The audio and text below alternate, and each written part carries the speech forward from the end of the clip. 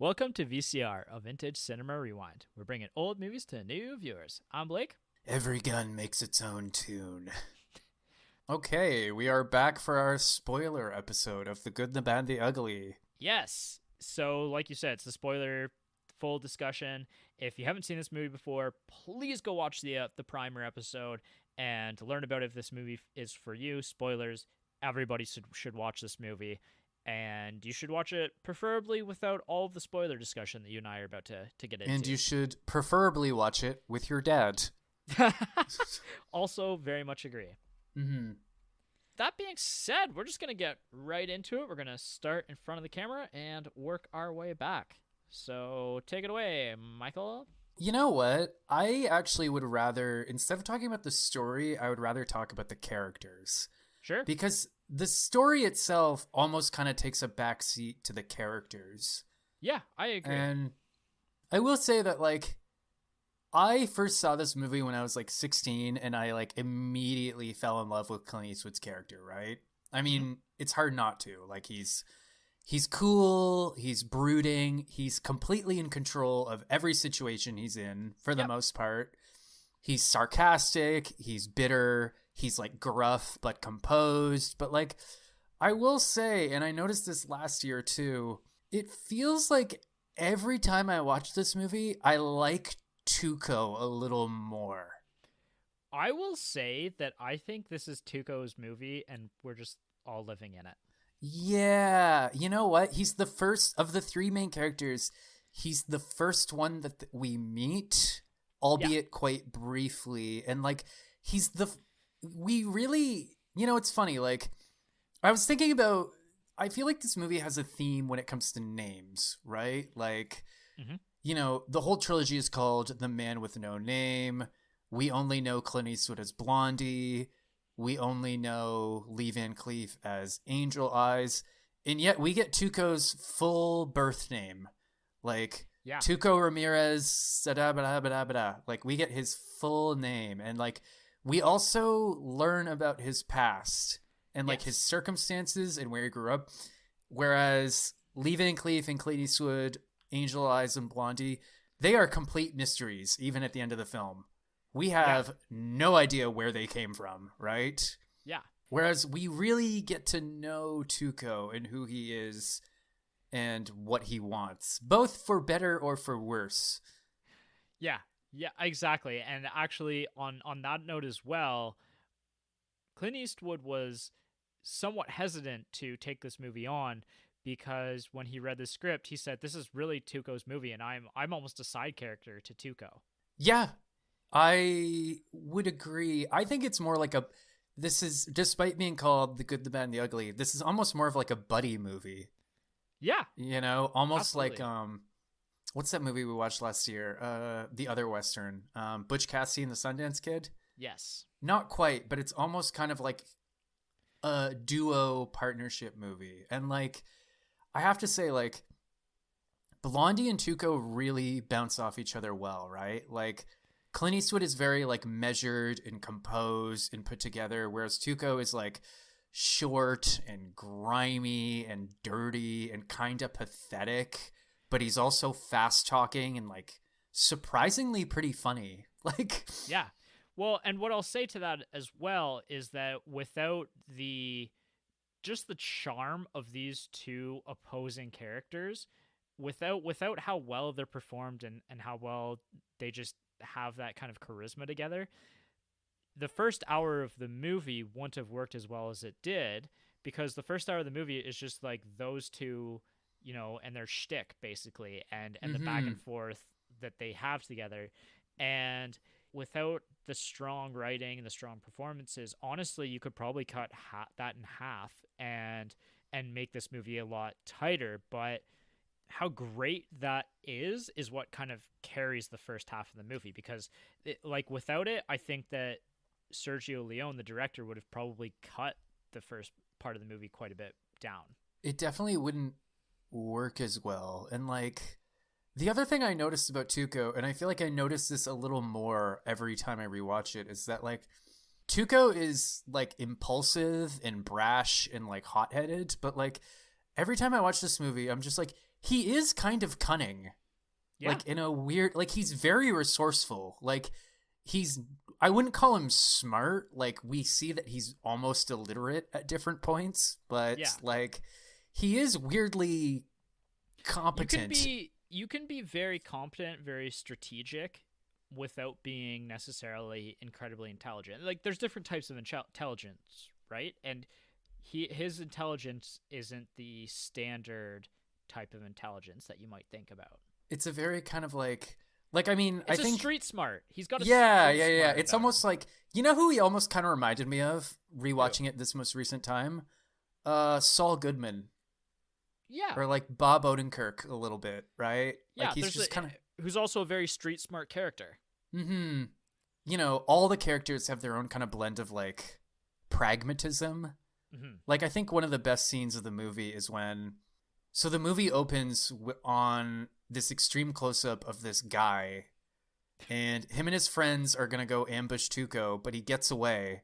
And then like 2 hours later, after you've already forgotten about him, Yeah. he ambushes Tuco in the bath, and like he lost an arm during the shootout.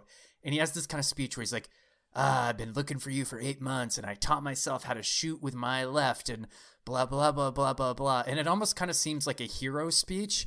And then Tuco in the bathtub shoots him 4 times. Mm-hmm. His gun was hiding under the bubbles. Yeah. And he says that great line where he's like, when you gotta shoot, don't talk. Like, Yeah. And now, granted, Tuco does plenty of stupid shit throughout the movie, but like he is like he's canny and savvy in like a way, in his own way. yeah, I very much agree. Again, it goes back to that street smarts that he kind of has. I had this like really interesting kernel of thought that you pulled out of me, and then I immediately lost And then I shoved it right back up inside you. it. Yeah. Nice. There are 2 kinds of people in this world, Blake. People who remember their thoughts, and the people who move on.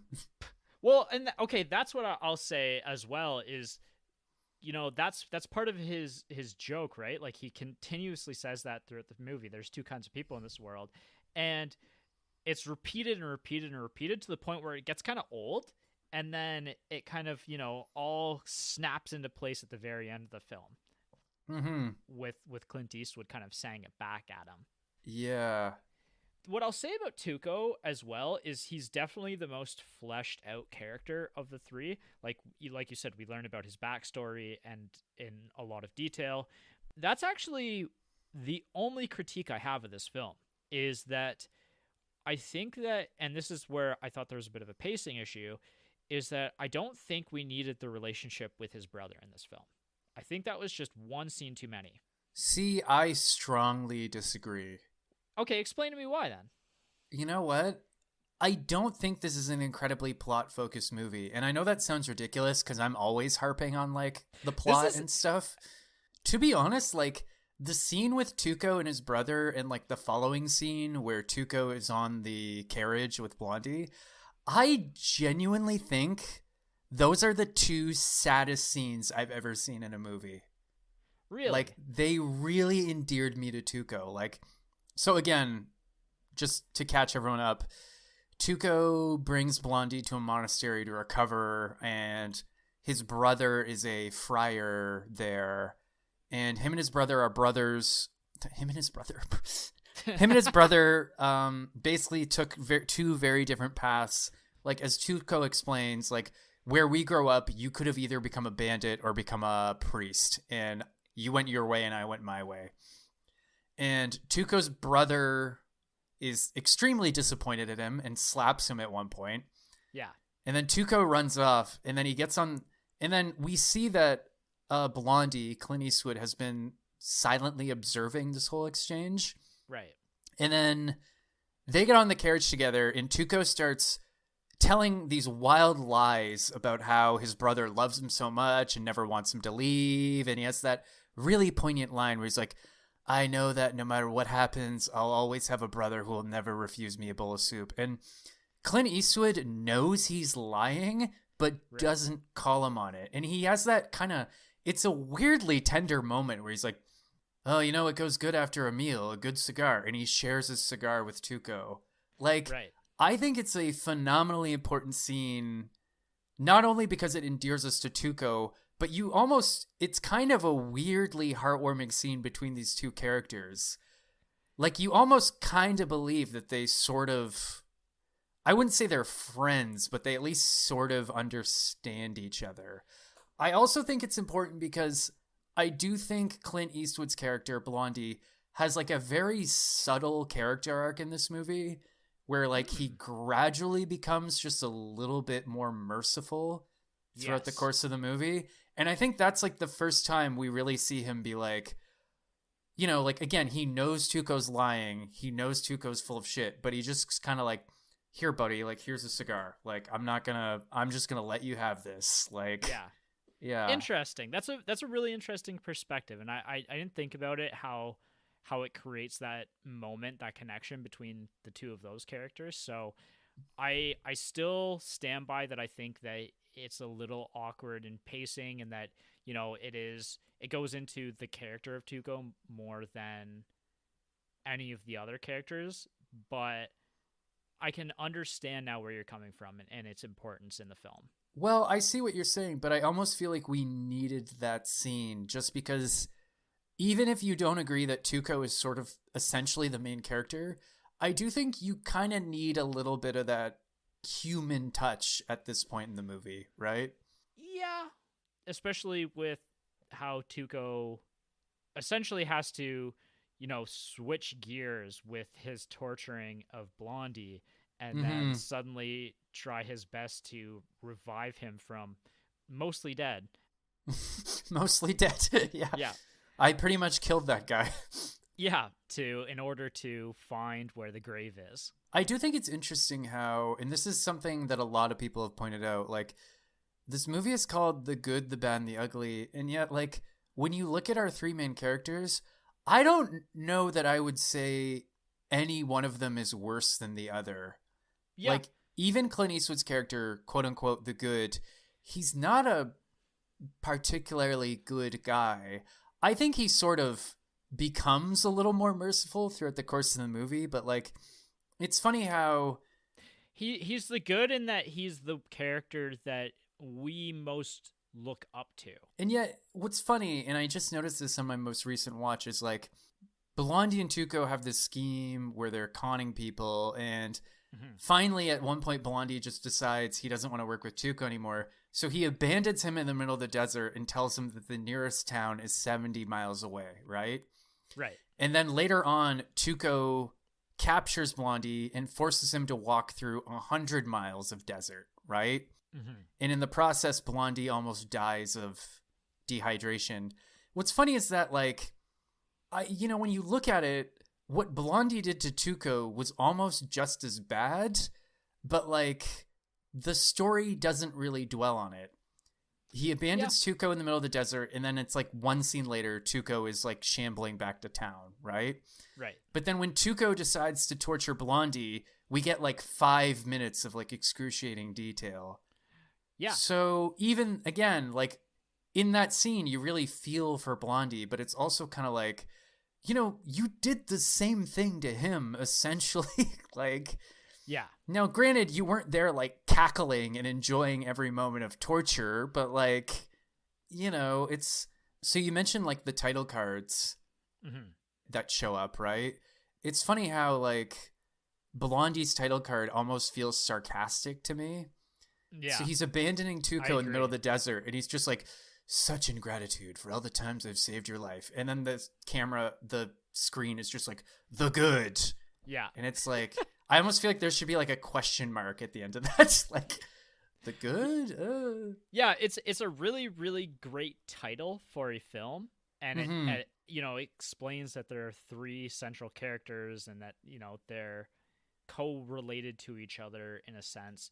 It almost, in a sense, even spoils the end of the film as well, right? Like, and how this is going to play out, because it kind of pits the good and the bad against each other, and then the ugly is, who does the ugly see himself better aligned with? Who does he think he can kind of earn his sympathies from in the shootout?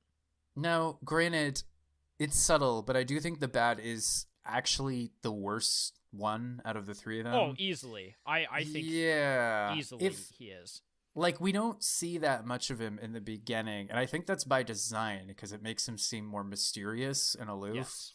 But like, what little we do see of him, it's like, oh, he's torturing a woman for information. He eats somebody's dinner, then shoots him, then shoots his eldest son on his way out, basically for no reason. Like, Well, he takes joy in torturing people, I think. There's some satisfaction that he gets out of all of that, because this is actually a thought I was thinking about, is that there's that opening scene. He kills the man who he's been tasked with getting information from, and then kills his son. And immediately before that, the man gives him $1,000 to try to pay him off. Like, he asks him, "Oh, how much are you being paid?" $500. He gives him $1,000, and then he goes back to the man who originally set up this $500 contract for information, and he starts talking to the guy. He's like, "Oh yeah, here's the information that you asked me to go find," kind of thing. You know what's really funny about this is I learned something about this gold kind of situation, and then the man paid me $1,000, and he didn't really explicitly say what that was for, but I'm gonna take that as he was paying me $1,000 to kill you. So, and I puts kind a of pillow puts a pillow over his head, shoots him in the face. yeah, he's like, you know, Yeah. like I honor the contracts that I make, Mm-hmm. and he does, but it's in a twisted sort of way. Like, it's always to his benefit, right? Like, and then, you know, like you said, we see that he tortures the woman to get the information of where Bill Carson is at this point in time, and then later he infiltrates the Union, and then becomes like a military officer, or he just inserts himself as like a military type of officer, and then tortures people for information or for his own pleasure. Tortures people for fun and profit. Like, Exactly. Like, yeah. he's definitely the most morally evil and corrupt of the three of them, and he's the character that, as the audience, that we would see as the most evil of the three because of his actions throughout the film. Also, the cinematography itself does a really good job framing him as sinisterly as possible. Like, Yes. after he shoots his boss in the face, so it's the middle of the night, he's woken his boss up in bed, like it's like a Fallout game, and he's collecting rewards from a quest from an NPC.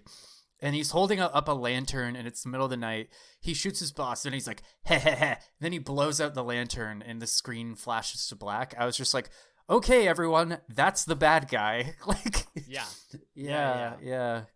Actually, I want to circle back because I had this thought earlier, and I don't want to miss it, but I thought it was really funny as I watched this movie, and I was trying to think about why I like this movie as much as I do.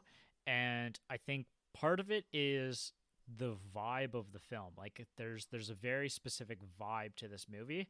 It's, you know, the plot is actually relatively straightforward and not all that, you know, dense or complicated necessarily.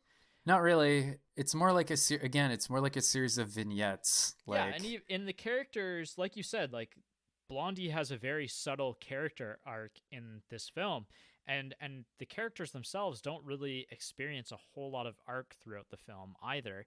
And I thought that was really fascinating because all of these components typically make for a movie that you wouldn't necessarily enjoy.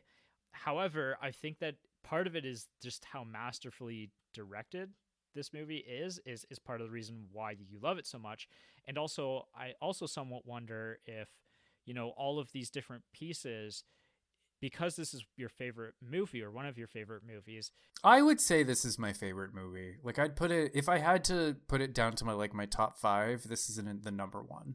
Yeah, and so I think that because of all of those pieces, I wonder if, because of how much you love this movie, other sort of vibe type movies don't necessarily click with you as much because, you know, you already have this.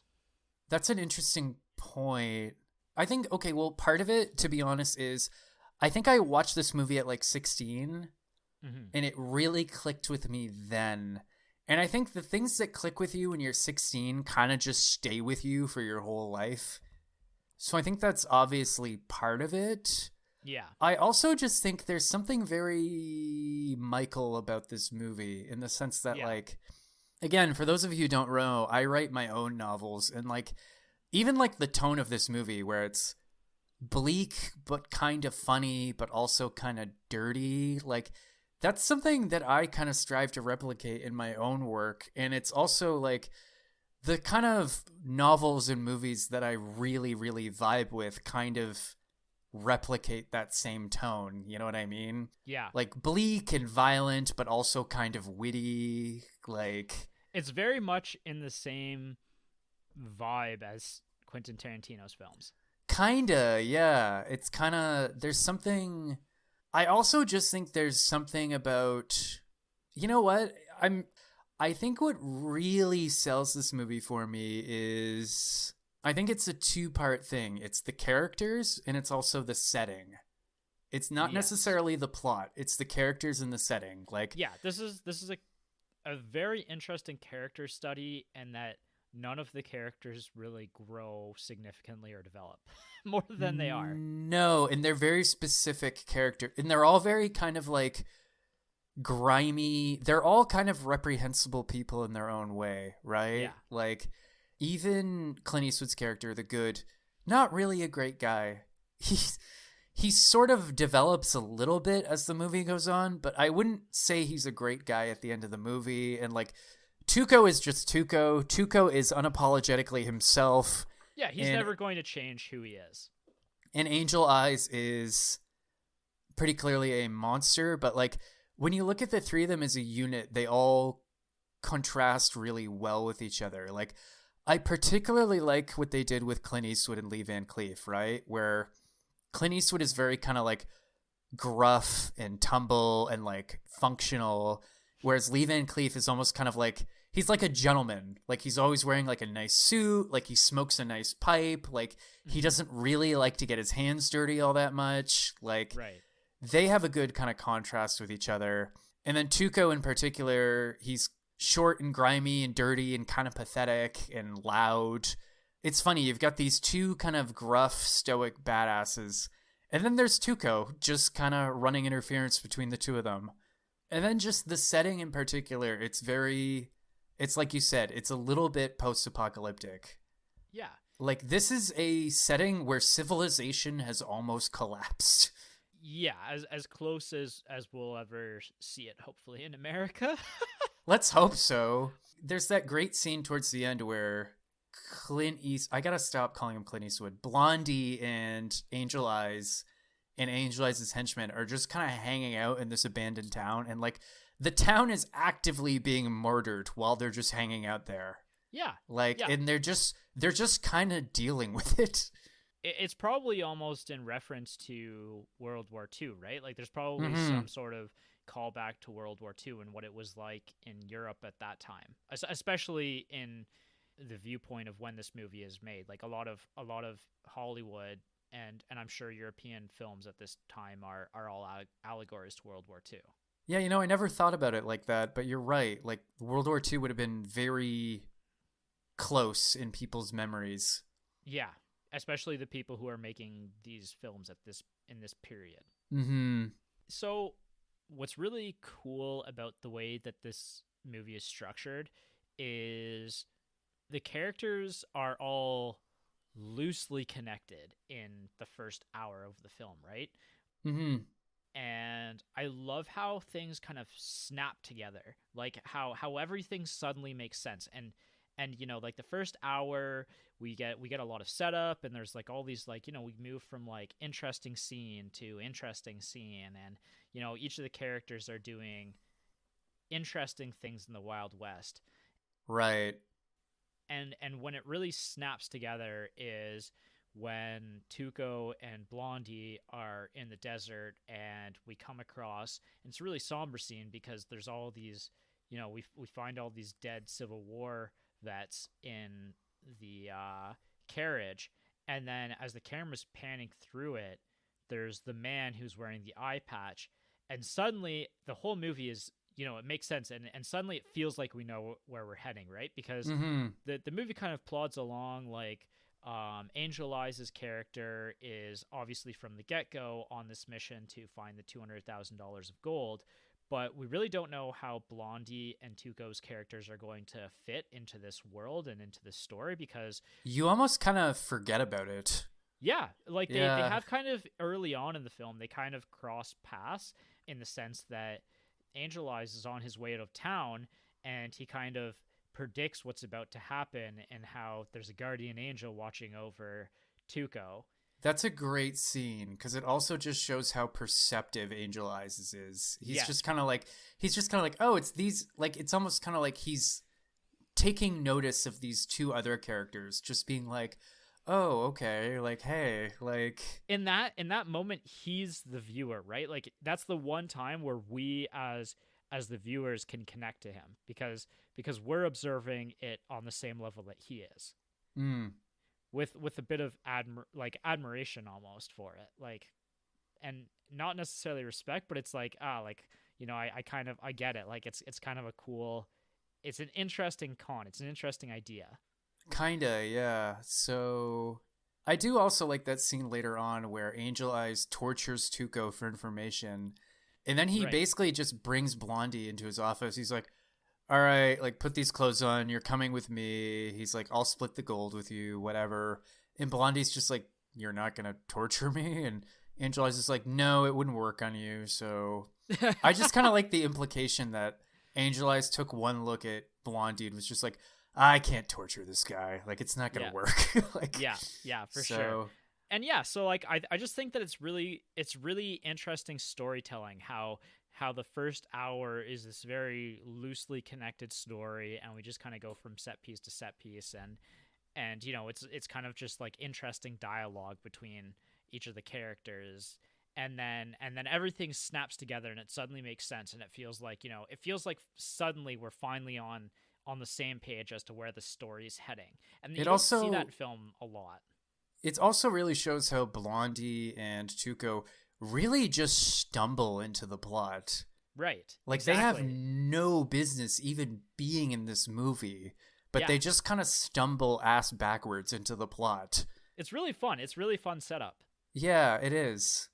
And the fact that you know what, I will say, the first hour maybe is a bit slow paced, but it is kind of admirable that the movie took like almost a whole hour just to be like, oh, right, here's the plot. Like, go for it. Like, yeah, I love it. I thought it was fascinating. Mm-hmm. And like I said, everything just snaps into place. And then, you know, we realize as Tuco takes on the name Bill Carson, we're like, oh, okay. And so now he's assumed the identity of Bill Carson. Like, this is going to make it very easy for Angel Eyes to put two and two together that he has information. And just like that, Angel Eyes is there at the Union camp to find Bill Carson. Bill Carson. There's that great shot too where Angel Eyes has his back to the camera and somebody shouts Bill Carson and he just whips around like, what? Yeah. It's really fascinating. The movie just plods along.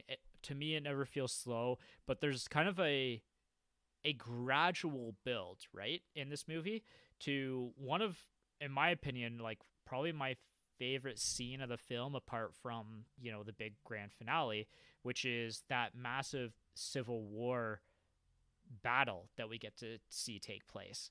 The battle that is for a the great bridge. moment. Yeah. And it comes almost near the end of the movie. Right, yeah. It's when Blondie and Tuco kind of stumble on this battle and they befriend the commander of the Union at that point. I think so. I think it's the Union. It's a very, very, very drunk Union captain. Yeah, and you know, he kind of takes them under his wing. He kind of explains what this war is all about and why they're there specifically to take control of this bridge. There's also a great moment when they're introducing themselves to him, and he's just like, "What are your names?" And Blondie's like, and Tuco's like, and the guy's just like, let's forget the names. Like, that's why I think this movie has a weird, like, name fetish almost. Like, yeah. So it's just like it's a really well-designed scene, you know, like he gets under he brings them like under his wing kind of thing, explains, the futility of this war and the fight for this bridge. And he basically says like the most important weapon in war is alcohol, and whichever side has the most alcohol wins. Yeah, Because basically, that yeah. way you can get your troops drunk and convince them to throw their lives away. Exactly. And so it's really awesome because, they go to war, and then Tuco and Blondie realize that in order to get across, they have to essentially get both sides to just give up, or Just else they're blow never up going to the get across. bridge. And Yeah. it's a great moment to show just the futility of the war in that both sides are fighting over this bridge to nowhere, essentially. And like, even the drunk Union captain is like, I've had dreams and I've thought about just blowing up that fucking bridge. Yeah, but I would know? lose my job if I ever did it, basically. Like, and Yeah, I yeah. would lose my life. And then it's such a great build up to even in this scene because, they blow up the bridge, and it's really, not only is it epic and wild because it's a really crazy explosion, Mm-hmm. and it's, pre-special effects, so it's like a legitimate explosion. They really blew up that bridge, yeah. With the actors there on set. More on that later. Haha. And it becomes like a really poignant scene, right? Because the commander dies during the battle, or He's wounded, yeah. he's critically wounded, and before he passes, he gets that moment to himself where, he gets to finally see that the bridge is destroyed, and that, his men will no longer have to suffer. Yeah, and that's another moment where it shows it shows Blondie's sort of character development in what right before him and Tuco go to blow up the bridge, he like approaches the bedside of the wounded captain. He's just like, hey, like, keep your eyes and ears open, wink, and then he just runs off. So Right. yeah, it's interesting. It's one of the more poignant scenes of the film. I do almost feel like watching this again, my most recent time, there is sort of this weird tonal shift in the third hour where the war itself almost comes more into focus. Yes. Specifically, like, the carnage and the futility of war come more into focus. Yeah. And, like, the tone itself becomes a little more poignant and sad. Like, I actually think my favorite quote in the whole movie is when Tuco and Blondie are watching the men fight over the bridge, and Blondie just kind of says to himself, I've never seen so many men wasted so badly. Yeah, the whole thing is just it's just really not beautiful, but poignant and memorable, and Mm-hmm. and it kind of reminds you of the futility of war and just everything related to that. I do feel like, as brutal and as cynical as this movie is, it almost does kind of have a moral core, in the sense that this does kind of feel like an anti-war movie. I very much agree with that. Like, Absolutely. the war is never presented as glorious or fun. It's more just like, ugh, like, Yeah. even a character like Blondie and Tuco are both kind of like put off by what they see. Yeah, for sure. That kind of leads into the finale of the film, right? Like, they get across, and actually before that, like, Tuco even says, because at this point in time, like, and actually this whole scene is really, really great, and all of the dialogue in it is really sharp, because there's a point in time where, they're setting up all of the bombs, and Tuco says, why don't we just tell each other, like, what the Yeah, information like, that we come should know? on. Yeah. And Blondie's like, yeah, sure, I don't care. Like, let's talk. And so Blondie tells him the name on the grave, and Tuco says, basically, this is where we're heading. And even before that, like, Tuco says, like, when they're looking at this battle and how, impossible it would be to get across this bridge in the current state of things, Tuco says, well, buddy, we got to get across there, because, hate to break it to you, but where we're going is across that bridge. Yeah. And Blondie's like, well, where are we going? And Tuco's like, come on. Like, Yeah, exactly. That whole aspect is really great. And then eventually we get to them across there, and Tuco thinks that, he's beaten Blondie, and he's got well, the by this information point, from Blondie. you almost kind of believe that they're almost sort of friends. Yeah. Like, by this point, you almost kind of I do kind of genuinely think that Blondie sort of takes a weird liking to Tuco as Yes. the movie goes on, and you do kind of believe it. Yeah, I agree. It's funny because, like I said earlier, Blondie is like the character that I think all of us want to be, but Yeah. Tuco is the character that I most identify with, in a Me sense. me too. Yeah. Poor pathetic Tuco. Yeah. It's like how everybody just sees themselves as George Costanza. Yeah, kind of. Or how everybody wants to be Rick, but we're all secretly Jerry's. Yeah. Yeah. True, true. But yeah, so then, Tuco thinks that he gets away and that he's gonna get to the prize, the treasure before anyone else does, and he gets to the grave. And again, like this is a very somber note, right? Like this grave is massive. Like it's thousands upon thousands of people who have been buried here, and it's on this hill that kind of, it goes like down into the hill, and there's kind of that concrete or rock It's kind of huge, path yeah.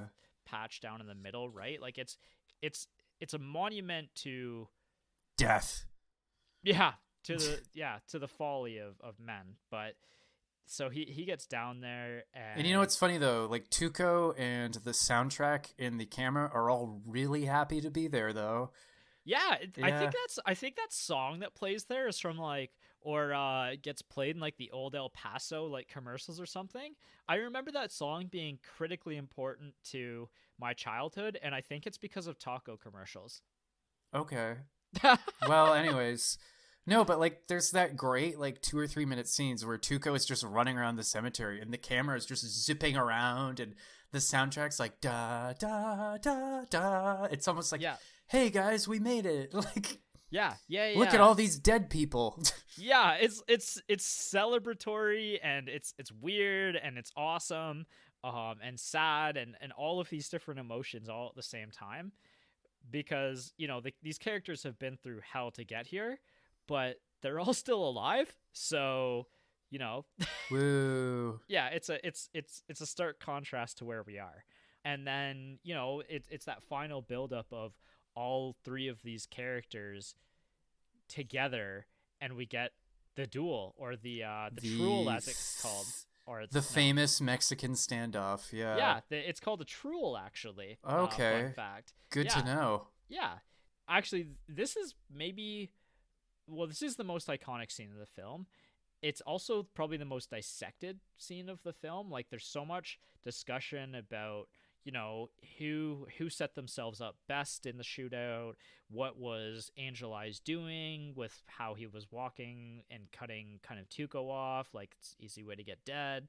It's a really interesting analysis between, where each character is standing, because like I said, like it kind of builds like Blondie and Angel Eyes as kind of like the two main characters in this standoff.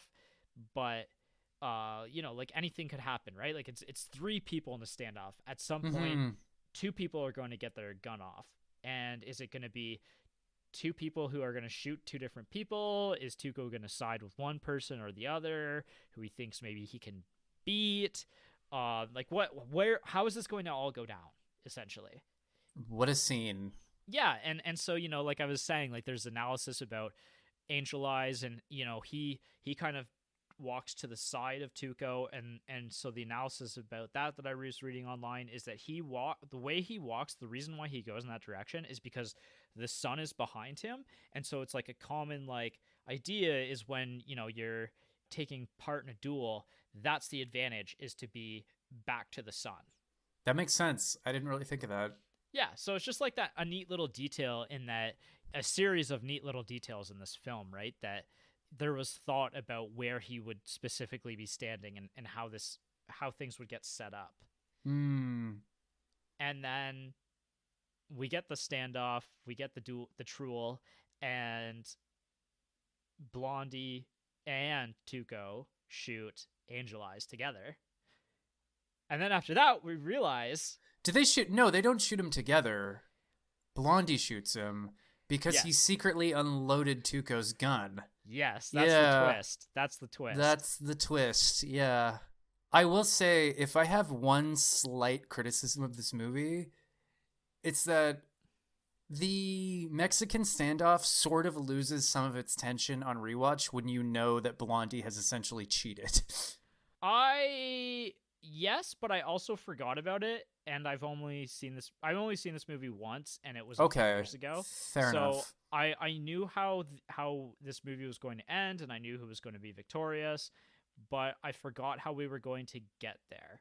Fair And enough. so I thought that was a really fun detail to remember. So, Mm, if you've seen this movie a dozen times, yeah, obviously like that's gonna lose its potency, but it was something that I appreciated on this watch again.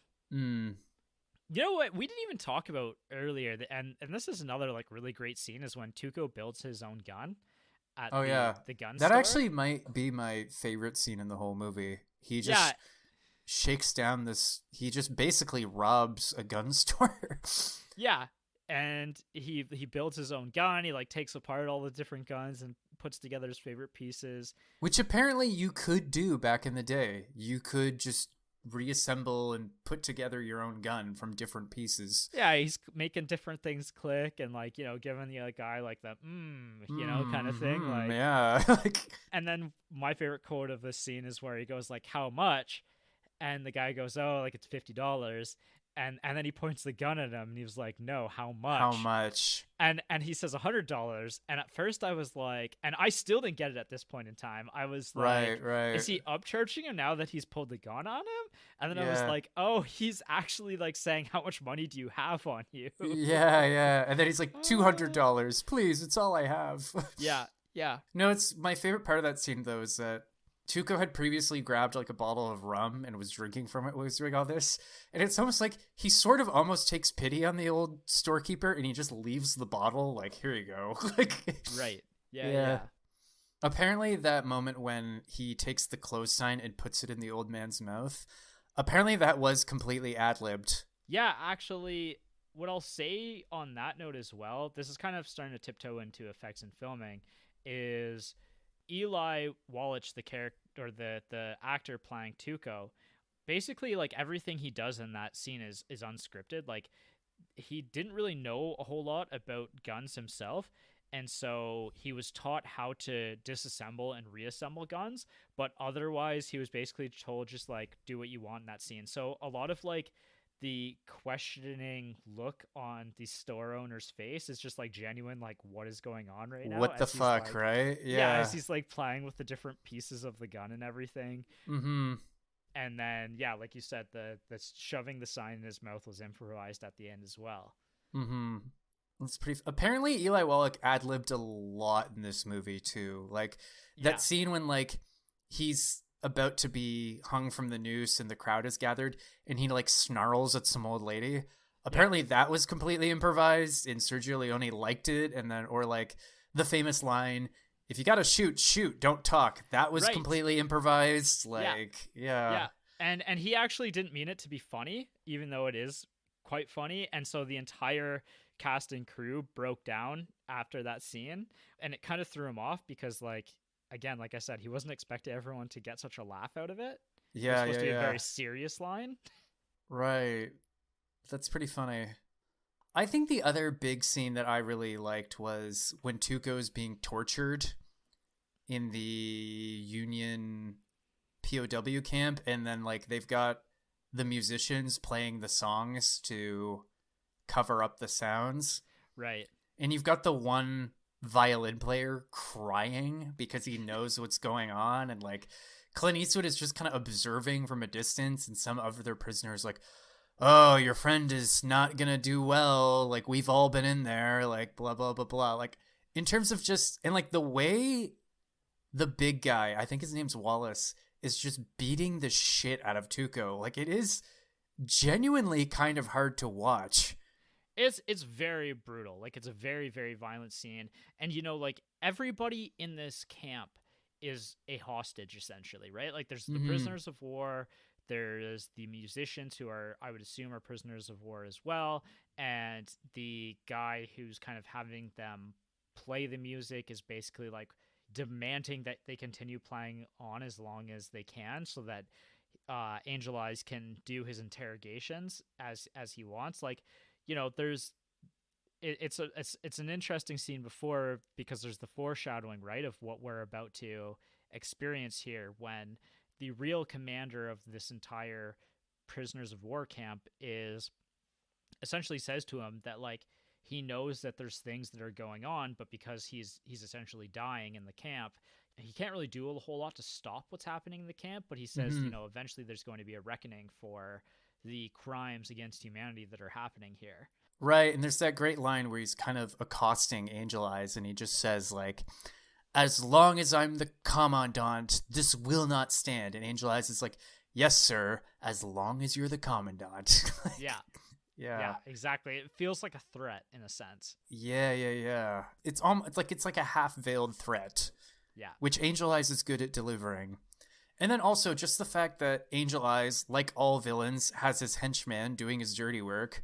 Like he's just kind of sitting there smoking his pipe while Wallace is beating the crap out of Tuco. Yeah. Okay, so are you happy to wrap up in front of the camera? Yeah, sure. All right. So, sequels, prequels, and reboots, really quickly. We talked about this in the primer episode, how this is a prequel of sorts to A Fistful of Dollars and For a Few Dollars More, part of the Man with No Name trilogy. The other two movies are set after the Civil War. The way that they're kind of connected, I mean, they're all connected by the character Blondie, who, like you said, has different names in the other films because of how very loosely these movies are connected. Mm-hmm. But the other thing that can kind of connects them is the poncho that Blondie's wearing, and how he Right. acquires it at the end of the film, right? And that's kind of his signature look in the other two movies. Mm-hmm. I think that I will watch the two other movies at some point in time. I think that I kind of owe it to Sergio Leone to kind of check them out, Mm-hmm. especially with how much I love this movie. But, you know, just know that The Good, the Bad, and the Ugly is kind of the pinnacle of this series. Right. Yeah. Effects and filming. So there's so much cool knowledge out here. You know, this movie's been out for like 60 years. It's got such a massive following. There's just so much to kind of dig into here. So, like, for example, Sergio Leone barely spoke any English, and Eli barely spoke any Italian. So they actually both spoke in French to kind of connect in this movie, to kind of take directions, give directions, kind of thing. Mm-hmm. In terms of a very interesting connection to a very recent podcast episode that we did, Charles Bronson was actually offered both the roles of Tuco and Angel Eyes, and he turned both of those roles down. That was because he was filming The Dirty Dozen. I think I saw that, and what a very different movie this would have been. Yeah, I am glad that he did The Dirty Dozen as well, because that's one of my favorite movies of this year. Like, it's not going to make my top 5 list, but it definitely It would was be my top good. 10. It was a I good don't movie. really think, as much as I like Charles Bronson, I don't think he would have been right for this character. I don't see him being right for either characters either. I think that it was a fateful casting decision that he was not able to make time for either characters. Well, with Charles Bronson, you don't get that contrast with Clint Eastwood's character, right? Like Angel Eyes Yeah, is very like distinguished looking, right? Whereas Charles Bronson is very like gruff and rough looking. exactly. So Exactly. it wouldn't have worked. He would have had the looks to play Tuco, but I don't think he would have had the goofiness to play Tuco. I don't think Charles Bronson was ever all that funny. Sorry, No. but No, exactly. We talked about Tuco's gun. It's really interesting in The Good, the Bad, and the Ugly that he carries it on a lanyard rather than holstered. It's a very interesting decision, because I think the pistol holster is kind of an iconic part of Western cinema. The reason why is because Eli told Sergio that he always has trouble pulling the pistol or putting the pistol back in the holster without looking at it. So he didn't want that kind of like to remove the illusion of these rough and tough guys that know their way around a gun, right? And so he put it on the lanyard, I think, just to make it a little easier to reach for. What's really funny about it as well is apparently he wanted Eli to essentially like whip his body so that the gun would come up and he would just like grab it, kind of like as the gun propels forward in the air. right. And Eli just could not get it to like do that because that's silly. So Sergio tried to show him like what he meant, and he ended up like the way he hit it, he accidentally like nutshotted himself with the gun, and then was like, you know what, just pull the gun out from your waistband. Hey man, happens to the best of us. We've all Yeah. nutshotted ourselves at some point. Yeah.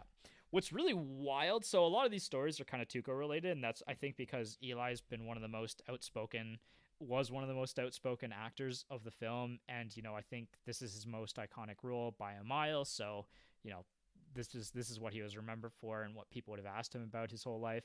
But the scene where he's handcuffed to Angel's right hand man. Wallace. I think his Yeah, name was Wallace. Wallace. He's like, I love big fat men like you because when they fall, they make a lot of noise and that sometimes they don't get up. Yeah. So when Tuco is trying to get the handcuffs off of them, and he's like lays under the train as the train goes over, Yeah. that was a real stunt that Eli did, like where the train drove over him basically. And Sergio was like, oh yeah, like it's gonna be like absolutely terrifying, like this train is gonna literally drive over you basically, but you won't get hurt kind of thing. And if you watch the scene very carefully, he almost gets his head taken off by a step. Eli had no idea that had happened until like the movie came out essentially. That he almost Yeah. died in that scene. I think I heard that Sergio wanted to do another take and Eli was just like, no, like you better have got it. Yeah, Like I'm not doing that absolutely again. not. Speaking of having to retake important scenes, the bridge exploding scene was accidentally exploded once before because of a miscommunication between the crew. The Spanish army was heavily involved with like all of the war reenactment scenes. Okay. So Leone was giving somebody else directions. So he said "ve," which means go, but then the code to say like blow up the bridge was "ve ve," which is it's okay to proceed basically in Right. Spanish. So they're like very similar, words. And so the Spanish captain heard the other person say that and was like, okay, we're supposed to blow up the bridge now. And so they blew up their bridge without having any cameras Whoops. rolling. So at that point in time, like, Sergio was more than a little upset about it, fired everybody. And the Spanish army called him and said, you know what, like, our mistake. What we'll do is we'll actually rebuild the entire bridge for you so that we can re-blow it up on the condition that you rehire the crew, basically. Wow, that's really funny. Yeah. And he was just like, okay, fine. That awkward moment you have to rehire everybody back after you fired the whole company. Like that's almost like a meme at this point in movies, right? When somebody goes like, oh, you're all fired kind of thing. No, Yeah. that actually is somewhat built in reality. That's really, really funny. Yeah. Kind of related to the bridge as well, like another actor almost dying. Clint Eastwood came within 2 feet of dying because as we see like him and Tuco hide behind the sandbags, if you watch that scene in slow motion where they jump and then it explodes, there's a fist-sized rock that 2 feet away from him, like 2 feet away from his head, kind of lands. So, yeah, Cool. this is before we had like all of the precautions in place and or CGI. This is before we gave a shit. Yeah, sometimes actors just died. Yeah, hey, sometimes they die. Yeah, we can't save all of them, right? Yeah. So, like I said, this was actually shot in Spain, and that was, I kind of talked about that in the primer episode, how spaghetti westerns, they're heavily Italian, but there's also a large kind of Spanish component to them. Like most of the movie was actually shot in Spain and in the Spanish desert versus there's a few shots in Rome, I believe, that they used Okay. early on. But otherwise, this is mainly shot in Spain, and they had 1,500 Spanish soldiers that they used as extras, especially in like the big bridge scene. Hmm. So when we get to the cemetery and Tuco digs up the one grave and there's a skeleton in that grave, that was a real skeleton. I thought it looked pretty realistic. Yeah, it was a Spanish actress who her final wish before she died was that she continued to act even after her death, and so that was their Now way of that honoring. is a professional. Yeah, so kind of a weird little trivia piece for you that you can add into your trivia night. How many movies have we seen though where like there's skeletons and it turns out they were real dead bodies? Like it's almost a weird, like that's almost a meme at this point. Definitely more than one, and this one being Yeah. that first one. Yeah. Mhm. Hey Blake, when I die, I want to keep writing somehow. So I'm going to leave that for you to figure out. Just program an AI to keep writing books in my voice. Yeah, those are all the big things that I want to talk about. The poncho that Blondie gets at the end of the movie is the literal exact same poncho that they used in the previous two movies, and it hadn't been washed or cleaned. So it was kind of like Clint Eastwood's Gross. Lucky Charm, I guess. Huh. Yeah, Can we talk about how heartbreaking that scene is, though, where he comforts the dying soldier? yeah. And, like, he gives him his jacket and he gives him a few puffs on his cigar. Hmm. I was making a joke about this earlier, but it's almost like Clint Eastwood connects to other human beings through his cigar. Like he gives Tuco his cigar when he's trying to comfort him. He gives this dying guy his cigar when he's just expressing empathy through nicotine, as a man Yeah. should. I mean, the cigar is definitely ever present throughout the film, right? Like that's how Tuco tracks him down. It's a good visual shorthand for showing empathy, right? Because it's kind of an True. intimate thing. Like this thing was just in my mouth. Now it's in your mouth. Like It's as close as we can get to the good, the bad, and the ugly all making out. yeah. I think there are like a small subset of fans who interpret Tuco and Blondie's relationship as homoerotic. I am sure you can find plenty of stories on the internet to support that. I think I might have read somewhere that Quentin Tarantino even kind of believes it. Quentin Tarantino's his gay theory is about Top Gun. That's the big story. Oh, Remember? right. You did show me that for a Yeah, while ago. Yeah. yeah. Well, Not he every might have. not every story can Quentin Tarantino can think is gay. Well, he might have a gay theory for this movie too. So we'll see. I don't see it as much. Top Gun is a very. It feels like there's some underlying sexual tension between some of the characters, but Sure. I don't see it as much. I in this don't. one. I didn't really see it too much in this movie, but I did think it was kind of It interesting. wasn't like in oh no, what's it called? Like Ben-Hur, where it's like the Yeah. two main characters, you're like, "Oh yeah, those two they shared more than a cigar." Apparently, though, I think there's a rumor that I think there's a rumor that Quentin Tarantino. I think there's a rumor that Sergio. Wait, do you think there's a rumor? I think there's a rumor that Sergio Leone made Clint Eastwood and Eli Wallach share a bed during filming. He didn't force them to. I can't remember the circumstance in which they had to. And then Eli's wife actually joked that he was the only man to ever share a bed with Clint Eastwood. Well, that we know of. So yeah. Okay, moving on to score. One of the most important aspects of this film. I think it's the thing that it's so iconic, like the yeah, exactly. It's so iconic, and it's ever present. It's literally the opening of the film is the song. It draws you in.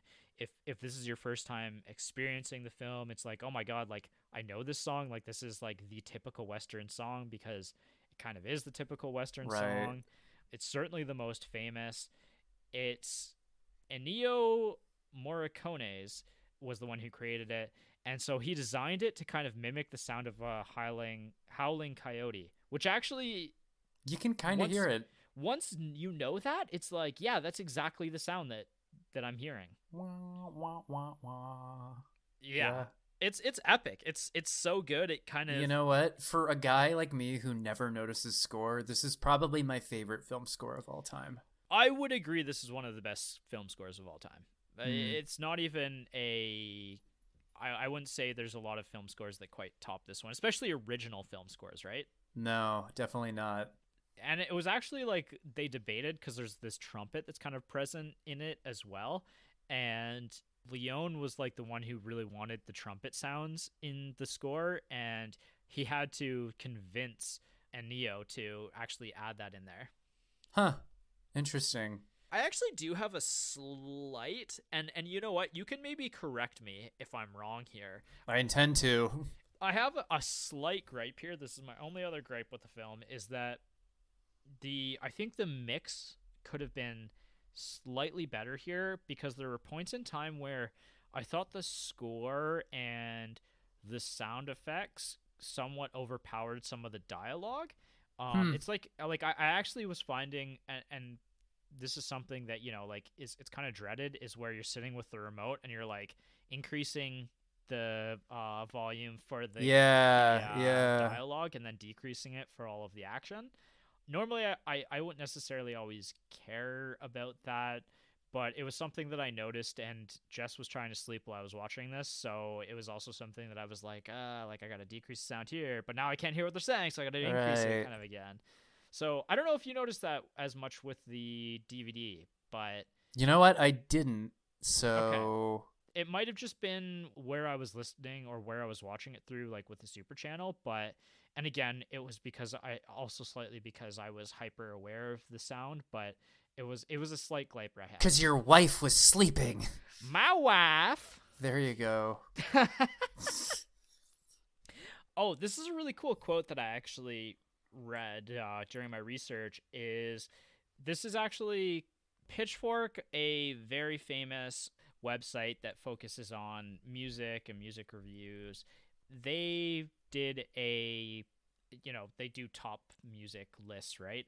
And so this is considered the 32nd greatest theme song of the 1960s. And they have a really cool quote that kind of explains the importance of this score and its place in film history. So I'm just going to read it out really quickly. Film was the most important medium of the 20th century, and Ennio Morricone was amongst its chief architects. The Good, the Bad, and the Ugly didn't simply reinvent soundtracks, it reinvented movies. For even the most uncouth audiences, the title theme, hell, just the opening, wah, wah, wah, is synonymous with stoicism, murder, and pop art delirium. Despite the Wagnerian crescendos and theatrical irony, every effect is critical and unforgettable. Pacing boots, tribal flutes, flaring surf guitars, Indian war whoops, field recording flotsam, meth-mangled trumpet solos. In just under 3 minutes, Morricone condenses all of the greatest elements of music, from opera, garage, musique concrete, peyote songs, whatever, and layers it over stampeding horses and shotgun blast. It's kaleidoscopic, exhilarating, and incontrovertibly badass. I could not have said it better myself. That's a very well written quote. I have to give the author props. Yes, I will say the author, Alex Lindhart. Good job, Alex. That's pretty good. Yeah, I thought it was a very well written quote about. Yeah, that the guy's score. clearly a good writer. Yeah, just a quick look back at the times. I just wanted to mention, you kind of alluded to it before already, how the movie, it actually was released in Europe first because it's a spaghetti western. Spaghetti westerns actually at this point in time were not well regarded in the US. Like they were kind of seen as like cheap knockoffs of Hollywood film. Well, I'm not a huge history buff, but I think by this point in the 60s, the western itself had just completely saturated the market. Yes, absolutely it had. And so the movie, when it was released in the US, it actually was not well received by critics. Mm-hmm. It's funny because Roger Ebert, this is actually at a point in time, I was reading his revised review. He said in his original review that he was giving the film a lower rating just because it was a spaghetti western, and that because of that, he could not consider it art. And then in the reevaluation, the one that I read, he said it that basically that was kind of shameful. Like he almost didn't want to go against the grain at that point in time. How he was still trying to find his voice in film criticism because he'd only been doing it for like a year, and it eventually became a 4-star film for him. I think it has to be on his greatest movies list. It's considered at this point one of the greatest films of all time, right? You have to give Roger Ebert credit. He was definitely not afraid to look back on his own work and be like, "Oh wait, I was wrong." Like, Well, and hindsight is always 2020, right? Like here's the I guess the thing is this is a different period in time, and I listened to a podcast about Roger Ebert and Gene Siskel recently, and it's so interesting because this is a pre-internet era, right? And so mhm. your resources for learning about whether a movie is good or bad are so much different than they are today, right? Like we almost have too many resources to hear whether new movies are worth your time or not worth your time, or like how streaming platforms like shove things down our throat, or they're like, like this is the most streamed thing today, you should watch it because it's the most Mhm. streamed thing today. And like I gotta believe that is partially just like made up BS, like whoever just wants whatever to for more people to watch kind of thing, right? Like a marketing ploy. Yeah, yeah, exactly. And we know that there's corruption to IMDb scores and Rotten Tomato scores, especially with user scores, right? Like there's review Mhm. bombing and all sorts of things like that. And so I guess what I'm getting at here is that Roger Ebert at this point in time has the benefit of time and being able to relook at this and kind of evaluate, also slightly based on the thoughts and the moods of audiences as time went on, kind of thing, right? The other thing as well is I think when this movie originally was released in the US, there was maybe 20 to 30 minutes cut out of the film. So he actually wasn't even watching the full film itself when he was first viewing it. Well, And so that's a good question. Did you watch the full director's cut or the trimmed down American version? I believe it was the full American or the full cut. Like it was 3 hours long. Okay. Interesting. Yeah, I think I've only ever watched the 3 hour version. I mean, I've only watched the movie twice, but how long is the original cut? I think there was the full like 3 hour Uh version, and then they cut 16 minutes out of it for the yes, American version. you are correct. And so I've only ever watched the full 3 hour version. See, that's interesting because like I did catch some of the deleted scenes on YouTube. Mm-hmm. I think the DVD that I have is just the slightly trimmed down American version. Oh, And to be really? honest, I think I prefer the trimmed down version. What do you know? What scenes they were cut? Did you see a scene with Tuco like recruiting his cronies and he's Yes, lugging around a chicken? He has yes, that line where he's like, "Why do you live to work when work kills you?" or something like that. right. And then like there's that scene in the desert where like he's torturing Blondie and he tries to get Blondie to like drink. He washes his feet in like a bucket of water, and then he tries to get Blondie to drink his foot water. Yeah. And then there's the scene where Blondie is making camp with Angel Eyes and he shoots one of Angel Eyes' henchmen. And that's when it Mm-hmm. kind of reveals that Angel Eyes has like a little posse that's been following them. But that scene is actually really cool because he Blondie has the quote of 6 bullets. Six Like is it's a the lucky perfect number. number. It's the Yeah. perfect number, yeah. And he's like, "Isn't 3 the perfect number?" And he was like, No, I've "No, got you six have." bullets. Yeah. Yeah, I've got 6 bullets, and he's looking at them. He's like, "There's literally 6 of you. Like this is perfect." You know what? To be fair, like, and this might be because I've watched the trimmed down version so many times, but like, Mm-hmm. I almost found the deleted scenes jarring. And I'm I imagine almost, you would, right? yeah, like, at some point, I'm gonna have to watch the full version, but I feel like I would like it less. Like, some of the deleted scenes I watched on their own, I just found kind of weird and off putting. And They're again, certainly strange.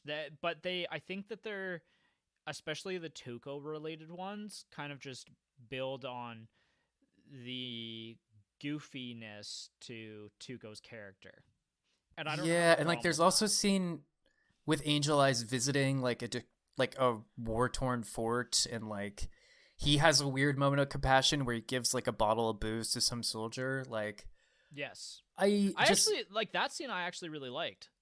I forgot Mm. about that scene, but I really like that scene.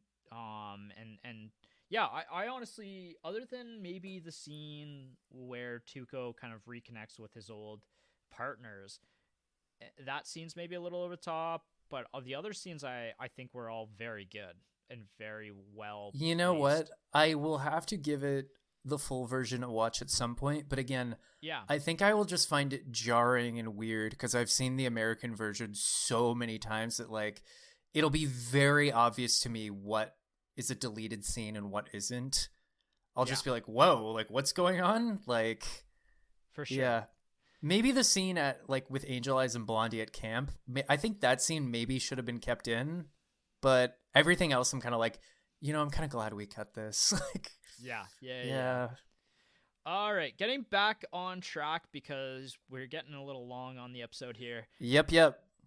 Let's talk legacy really quickly and wrap this up. The legacy of this film, I want to start with, this is Quentin Tarantino related because Of of course how it is. influential this film is to his filmography. But the Mexican standoff, the truel, as you will, is a really fascinating idea. It's actually, like I said, it's been really like deeply studied. There's actually mathematical papers that you can read up on That explaining. is hilarious and awesome. Yeah, there's like, it's like a almost like a complex equation as to like how the outcomes of the truel can come to be. Like it's a very interesting idea. It's something that I actually think I might read about, learning about kind of all of the significance behind it. So the other movies that the truel are most prominent in are Inglorious Bastards, Reservoir Dogs, Pulp Fiction, and Escape from LA. Three of Quentin Tarantino's most beloved films, Yep.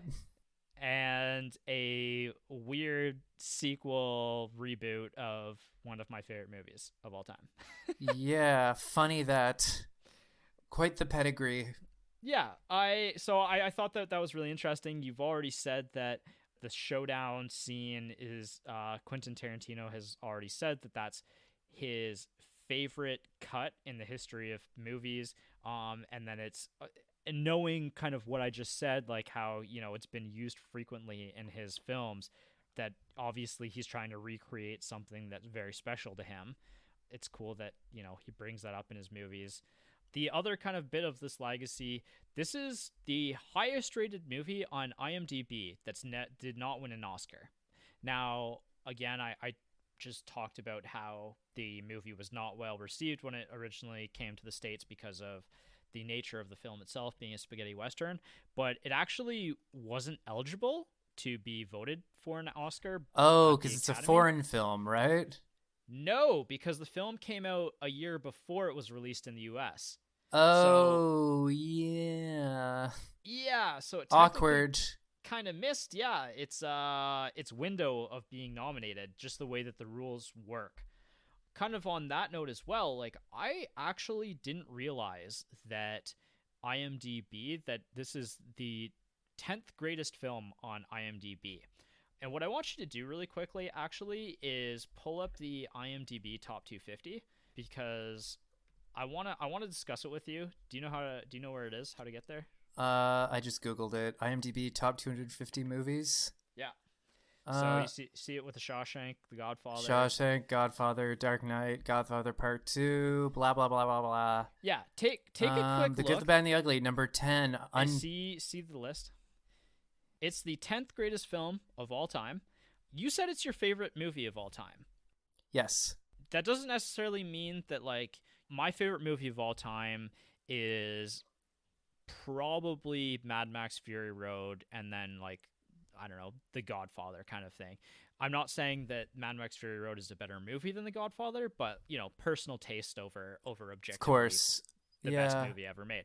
Now, I guess the question that I kind of have for you is, knowing that this is your favorite movie of all time, do you think that this should be higher or lower on the top 10 or on the top 250 list? Is there any movies on the list that maybe should be debatable whether they're better movies than The Good, the Bad, and the Ugly? Like, what are your thoughts?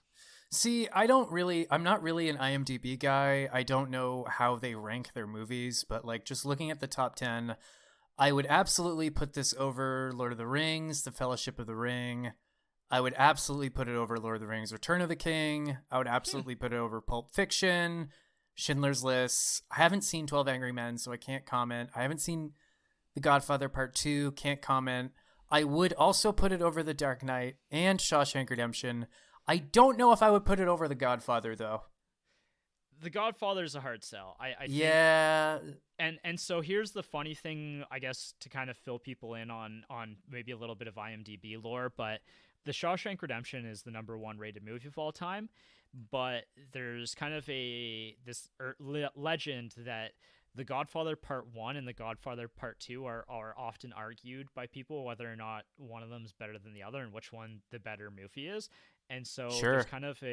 there's this legend that those two movies kind of split the vote, and that one of them should actually probably be the #1 movie of all time, and Shawshank kind of ekes in because of kind of that feud between which movie is better. Oh, so Shawshank is like a successful third-party candidate. Exactly. Okay. Interesting. But Huh. okay, so you think that The Good, the Bad, and the Ugly is objectively one of the best movies of all time, and it potentially should be higher on this list. See, I don't know if I can say objectively. I can only speak to my personal taste, and I would personally rank it higher than those other movies. Okay, so I'm gonna pose some question to you, because I looked at this list and went, that's really interesting. I think that there are 3 movies that I personally would rank higher than The Good, Bad, and the Ugly, outside of the discussion of what surpasses it in that top 10. Sure. And those 3 movies are The Matrix, Goodfellas, and Apocalypse Now. Okay. Interesting.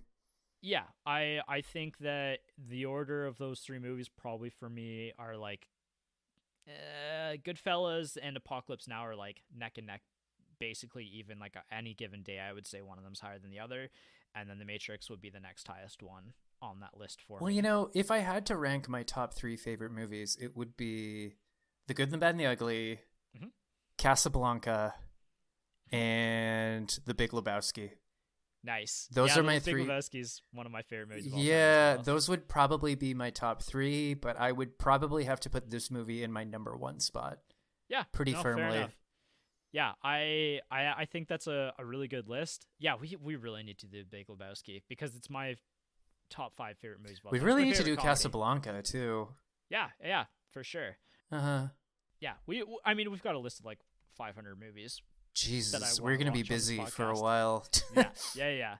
I did also write down what the next highest westerns are on the top 250 list. Those are Once Upon a Time in the West, another Sergio Leone movie, and Django Unchained. I haven't seen Once Upon a Time in the West. I do really like Django Unchained. That might actually be my favorite Tarantino movie. Fair enough. You and I did this to our ranking list before, and I don't remember what I ended up putting in my #1 place, but that's a debate for another time. Maybe that's neither here nor there. Yeah, exactly. Oh, very interesting piece of Hollywood history here. So we've talked about this before, the Hays Code, the code that Hollywood kind of stuck with from the 30s through the 60s, you know, how they could only show like certain types of violence or like not show like nudity. It was a very like strict like policy in place on movies. The Good, the Bad, the Ugly wasn't a part of the Hollywood standards. And so because of that, The Good, the Bad, and the Ugly breaks a lot of the Hays Code and is actually one of the main contributing factors to why Hollywood actually did away with the Hays Code, is because after the eventual success of this film, you know, Hollywood looked at this and went, how are we going to compete with international films that aren't held to the same kind of standards that we have? So very, very important film for movie history and getting kind of more R-rated kind of big mainstream films with lots of gore or not gore, but like, you know, more, there's just more, like it's less restricted kind of stuff. Okay. Yeah, that makes sense. The last thing I was going to say legacy wise is that Sad Hill Cemetery, the closing shot of the film, actually wasn't a real cemetery, and it was just like a set piece that the army created, or actually the pyrotechnic crew created. Huh. And you can actually go visit it now. It became kind of a point of interest in Spain because of, the prominence of this movie. But they built this whole like massive set piece, which is huge. Like it's so large. And that's actually something that you and I probably should have talked about beforehand, but just like some of the wide angle shots of this film are just stunning. Like Mm-hmm. the imagery of the desert is beautiful. Picturesque, yeah. Yeah. And so in 2015, a group of people on the internet decided to coalesce together and find where the cemetery was originally built. They dug up, that platform that like they just left the cemetery as is and walked away. Sure, that's what you did back in the day. You just made it somebody else's problem. Yeah, and they actually dug up that platform that was in the middle where the standoff happens. Oh yeah? They dug it up and they restored the whole like cemetery to its movie kind of picture or movie kind of set. And so you could actually go visit that today, which is really cool. That's when you know you've made something important, is when 60 years later people are searching for evidence of your movie. Yeah. After, they completed it, each of them, like all of the participants put their names on the crosses and everything. There's a whole documentary about it called Sad Hill Unearthed. And they actually had like this big like event to kind of open it to the public. And Ennio Morricone, the sound producer, the composer, James Hetfield from Metallica, and Clint Eastwood all kind of showed up for this grand opening, which That's is really cool. That's really sweet. Yeah. That's it for Legacy. So personal reviews and the partner factor. Honestly, I don't think we even need to spend a whole lot of time on this. You and I have just lamented throughout this podcast how much we love this movie. You've even said at this point your number one movie of all time. Yep. That's why we're doing it. This is my birthday present to myself. Yep. We're doing it. No, I'm glad you picked it. I haven't seen a lot of Westerns. I've seen maybe half a dozen to a dozen Westerns in my life. Newer Westerns, older Westerns kind of mixed in there. This is definitely the best Western of all time. No doubt about it. I am inclined to agree. I love Butch Cassidy and the Sundance Kid. It is one of my favorite movies of all time, but The Good, the Bad, and the Ugly is better. Well, Butch Cassidy is a very different vibe. It's like a comedy. Yes. This is it's a buddy movie. And this isn't quite a buddy movie. You were kind of making that comparison, but I don't necessarily... I know I don't agree with it, but... Well, it's also like this movie kind of gives you a sense of like, if I may be so bold, what the Old West may have actually been like. Like, everyone in this movie is dirty and sweaty. Well, Sergio Leone is like a big student of history. Like he found the war very interesting and did a lot of research into it. And so a lot of like this, I think the set pieces and the costume design, a lot of that's very authentic. The story isn't necessarily based in any reality or anything like that, but just a lot of these ideas were definitely pulled from the past. I guess as well, this is a very important time in not only American history, but world history, because this is the first war to be caught on camera. Like, this is the first war where we had photography. And so you can actually go back and look at old photographs of the Civil War, and they're really fascinating, actually. Gross. Well, it's a lot of like pictures of men sitting at tents and encampments and stuff like that. Oh, but not as gross, I guess. not as gross. It's black and white, like from 200 plus years ago.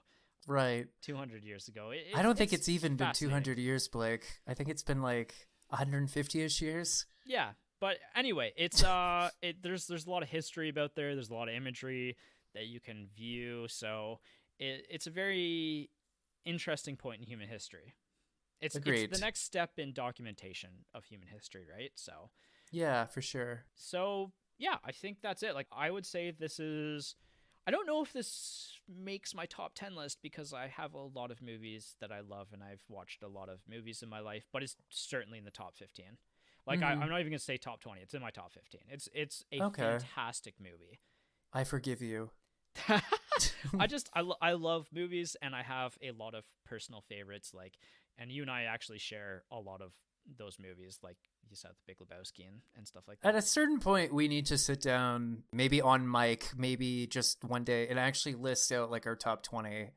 My list has probably changed a lot over the last 10 years. Yeah, it would be really cool to discuss like how our lists have changed and adapted over the last 10 years, and what's maybe been added in the last 10 years as well. Yeah. That's an idea for a podcast episode in the future that we will certainly do. I also have an idea in the background that I don't necessarily want to discuss on podcast right now, but it is something that I think we are building towards as we build this collection of films for people to watch, essentially old movies for people to watch. Yeah, absolutely. So yeah, on that note, is there anything else you want to talk about? Is there anything else you want to lament on for your personal review? I don't think you understand what the word lament means, but regardless, probably not. You know me. I know 0.75 of the English language at this point. Yeah, that's okay. I've almost mastered it. I only know 0.8, so yeah. No, not really. Like I said, I could not convince my partner to watch this with me this week, but I'll get her eventually. Yeah. And no, yeah, this is a really good movie. Holds up extraordinarily well, shockingly well. Shockingly. You know, it's funny. I was kind of like, fuck, we've got to record tomorrow. And I like pulled it up. I'm like, okay, come on, let's just get through this.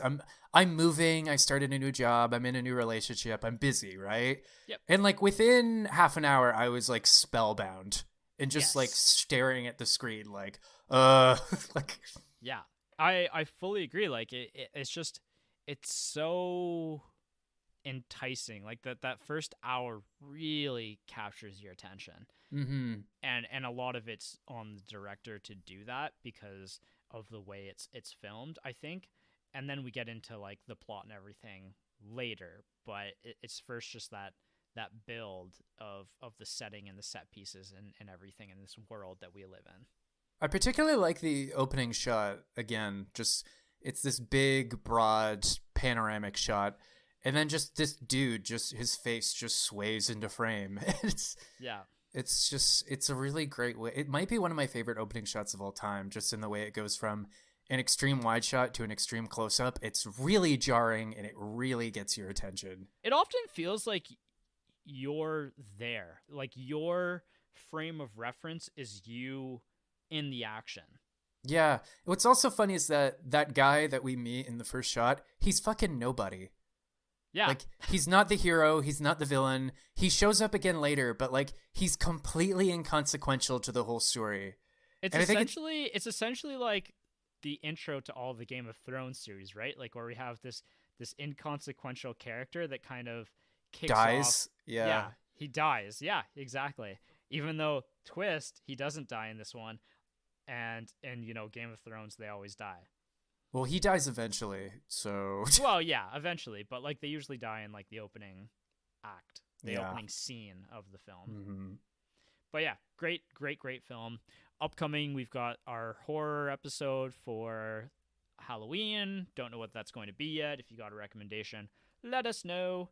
As always, tell your dad about us. Tell your dad if he's alive.